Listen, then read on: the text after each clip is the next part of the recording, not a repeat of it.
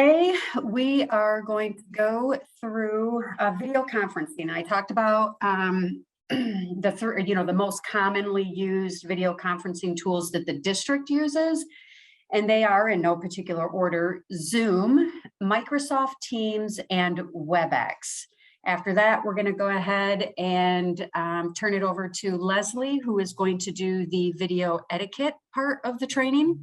And she'll have some great tips for you there as well. Now, what I do want to point out is that this session is not about how to get into video conferencing platforms. Rather, this is giving you tips and tools because you are already in a particular video conferencing platform because you went there through a link that you received. So this is not about setting up video conferencing, rather more about when you're in there, what do all of these fun features mean? Now, commonly we hear, right, we think video conferencing, and that can get confusing for people. And I want to kind of scope it down and think of video conferencing similarly to FaceTime or Facebook Messenger if you use those applications. It's really the same concept. So don't let video conferencing scare you. It's really just a video platform that you can communicate with other people. Another thing that I want to point out before we move into the actual functions of each one is that you're really going to see that a lot of the functions are universal. Right. So, for example, whether you're on Zoom, Teams, or Webex, you're going to have participants. You're also going to be able to have the ability to chat or maybe use the record button. So some of these will be repeated, and it's just more so for you to see how it looks in each application and to understand each of those functions. All right, so the first one we're going to go through is Zoom. And so I'm going to go ahead and share first just kind of the main area of the screen that people need the most understanding of when they're in a call. And so if we look at these, we can see that the first button, and if you want to follow along, when you are on your Zoom window, if you scroll to the bottom, because we are in Zoom, this is one that we can practice on, you're going to have these options down at the bottom. So when I call them out, it's not going to hurt anything if you click on them while we're going through each function. So the first one is the mute button, and it looks like a microphone. It basically is going to mute or unmute you. If you are an advanced user or you like to play with technology and just kind of see what all the fun little buttons will do for you, notice that each one of these options has a drop down. You're going to have more capability and more system setups from the drop down. So if you ever want to look into those as well, that's an advanced class that you can take with us. All right, the stop start video is the next one. Again, you have your drop down for more features, but really this is going to stop and start the video. When we say video, we mean how people are going to see you, not necessarily start, stop, record. It's start, stop, you're going to see me on camera. I'm going to see you on camera. Start, stop is a really good one, and the mute, Leslie's going to talk about those in some more comical ways. I get the boring side of the house. She'll have some more comical spaces for you on the whys and hows and whatnots with mute and video. All right, the next one we're going to go to that you all will see is your security button. I'm going to skip past that because that is security as a participant. I don't think you see it. I think it's only on the recorder space. The next one that we are going to talk about is the participant one. The thing with the participant is if you click it, it's going to open up a window so that you can see who you're sharing your space with.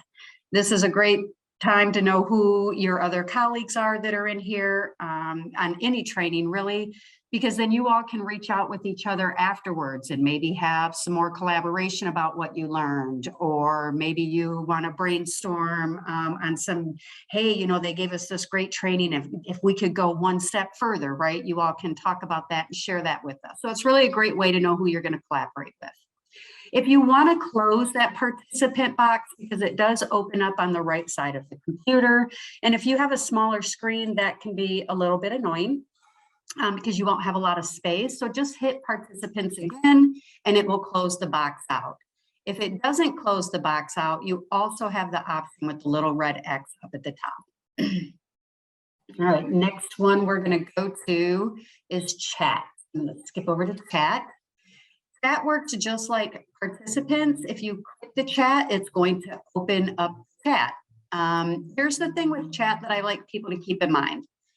Chat is only, you are only going to see the chat for the moment that you came in moving forward. So if I posted something, if I started this session at 3:30 and I put the evaluation link, for example, in the chat at 3:30 because I'm trying to be proactive and I'm like, yeah, everybody's going to get it right away. But then I have people that start joining at 3:40. They will not see what's in the chat prior to 3:40. So make sure that when you are in the chat, if you have links or things that you need to share, you're going to want to pay attention if other people are coming in so that you share those resources with them as well. Another tip is just to have the owner of the video conferencing to do a download of the chat and share it is another option as well. But just know that chat's only going to show you from the time that you logged on till the time you leave. All right. And down at the bottom, when you are chatting, it gives you an option of 2. What this is going to do is list everybody who's in the call or on the call. And so you can send it to everyone, or maybe you just need to send a message, you know, directly to the host or somebody else in the video conferencing. You have the options to select who you send them to. All right. And then to close your chat, it's just like participants. You just click chat again and it will close.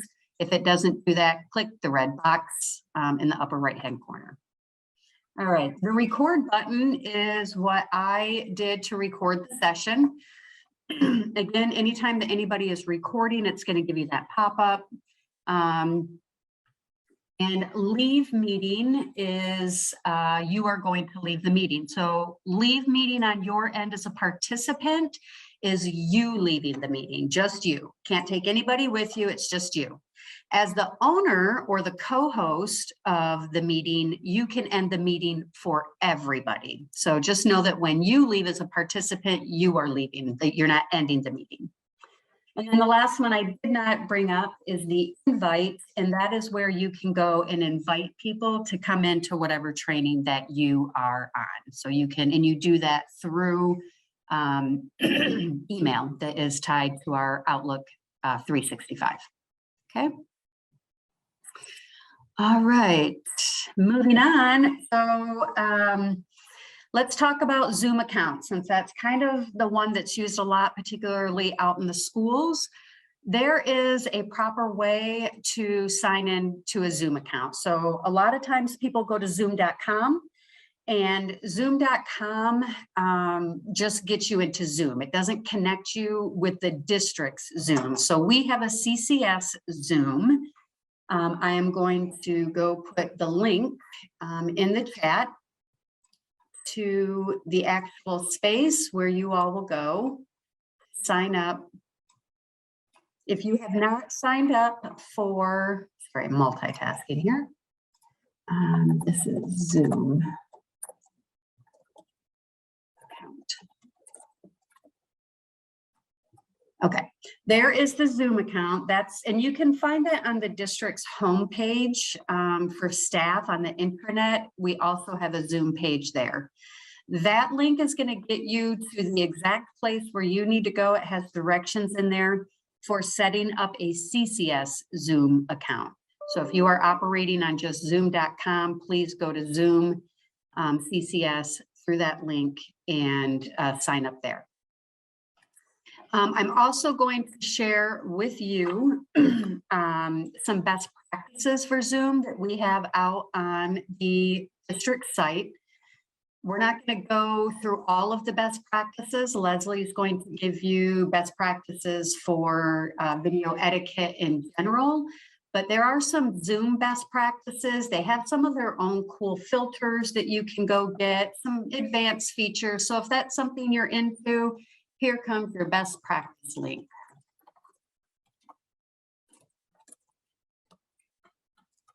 Perfect. So you can go there and get some more cool tips.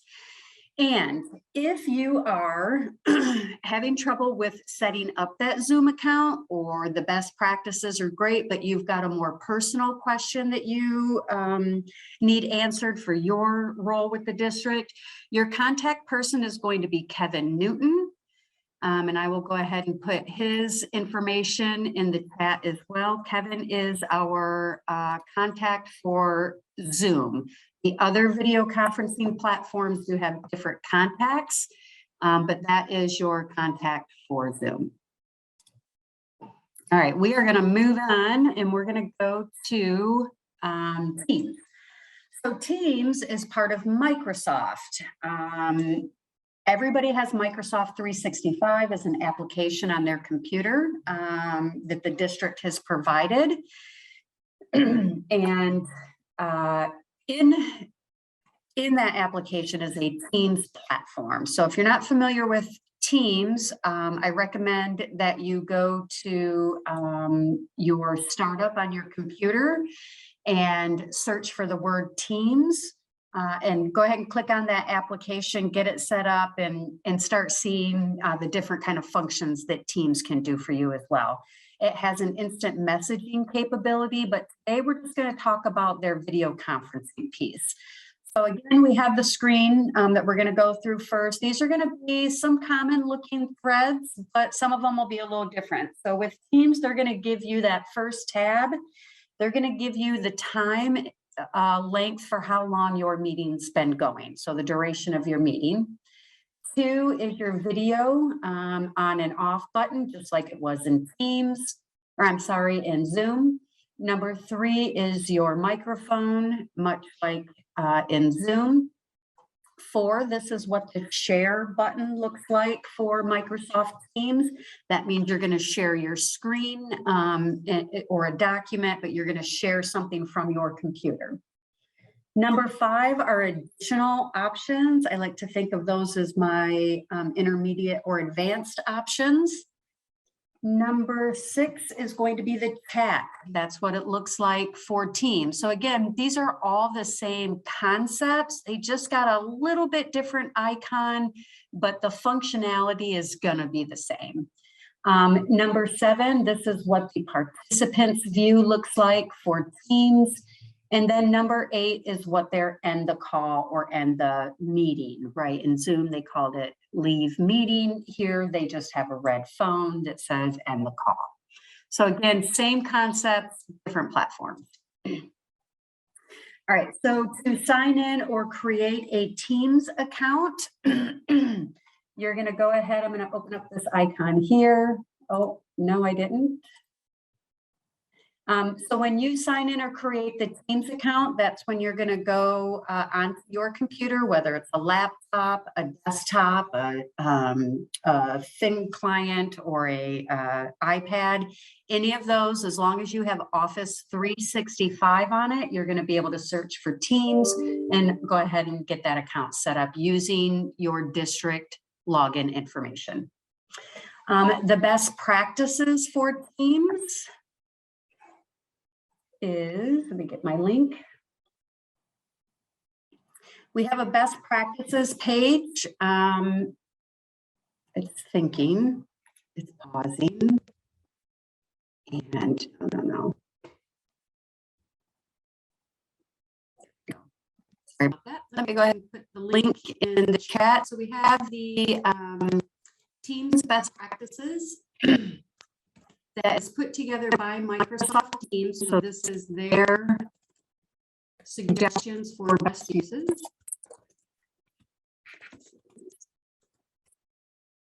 And then as far as your contact for Microsoft Teams video conferencing, that is going to be me. And I will put my email in the chat.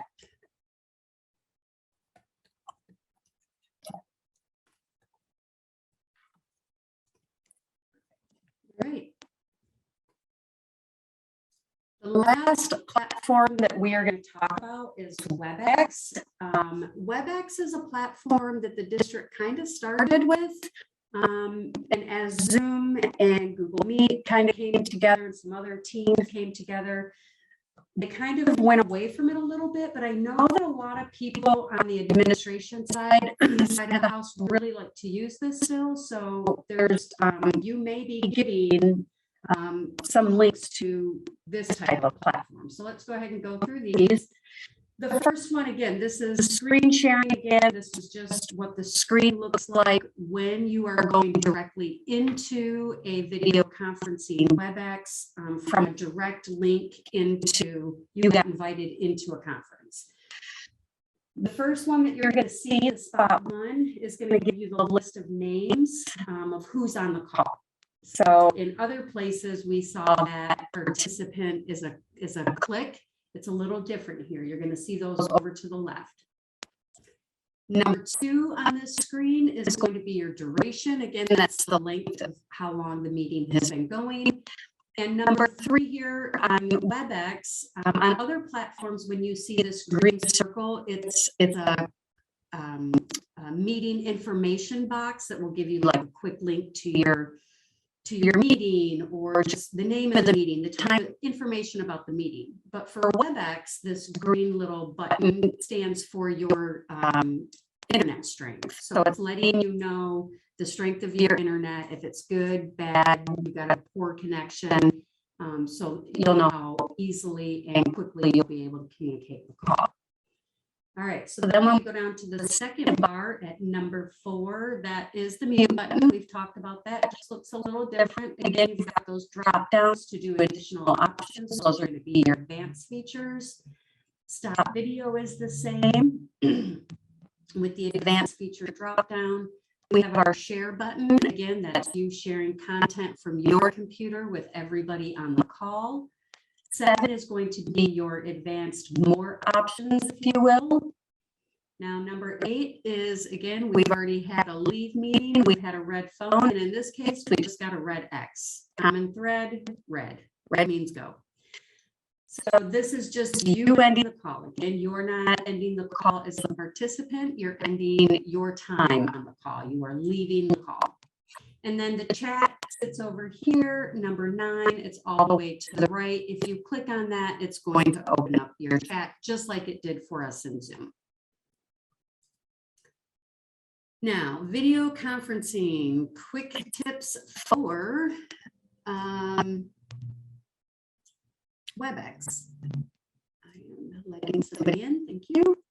I'm going to go ahead and share in the chat. These are the best practices for Webex. Again, this training was to go through kind of the functions that you see when you get into a video conferencing platform, but we want to make sure that if you want to go ahead and take some additional tips, that we've got them ready for you. So here are some more best practices for Webex. They also have, to sign in or create your Webex, you're going to do the same thing that you did for Teams. So down in the bottom left-hand corner of your computer, there's that little search button. And when that comes up, you'll just start typing Webex. And if Webex is already downloaded on your computer, then you just log in with your Active Directory and you're good to go.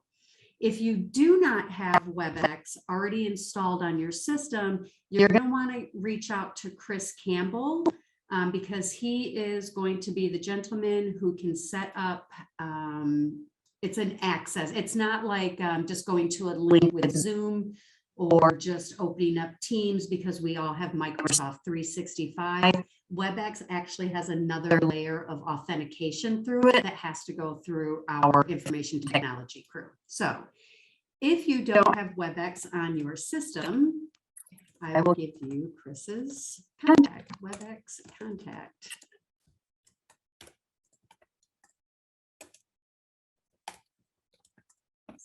PBL.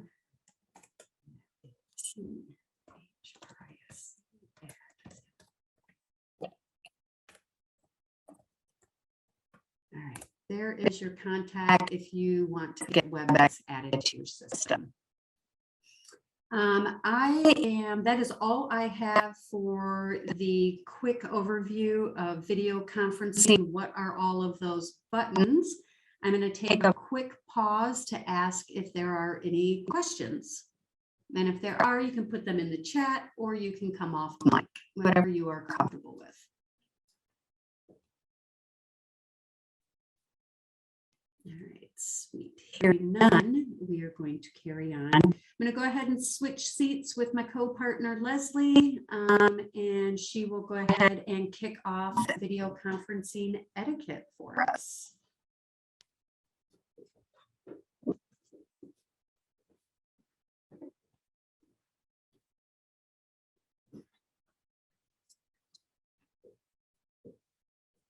So go ahead and do that.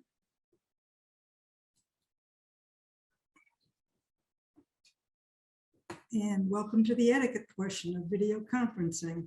My name is Leslie Nardone, and I am training and development specialist. And these are the secrets of what your mother would have told you if she had known. One of the first things you want to do when you start your system is you want to test your camera and your microphone. Do this ahead of time, otherwise you'll find out if you have any technical problems.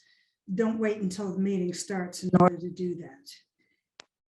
If you have to update your software, Zoom, Webex, or Teams, please do that before the meeting starts. That way you'll know if you have any problems, and you don't want to wait until the meeting starts in order to figure those out. Please be on time. Actually, most of the authors are recommending 5 minutes early. That way, if you do have any difficulties, you can figure out the solution before the meeting actually starts. We already have had one situation where more people wanted into the meeting than there was space. So those who showed up early got in, and those who showed up late were closed out. So just be aware that it does happen periodically.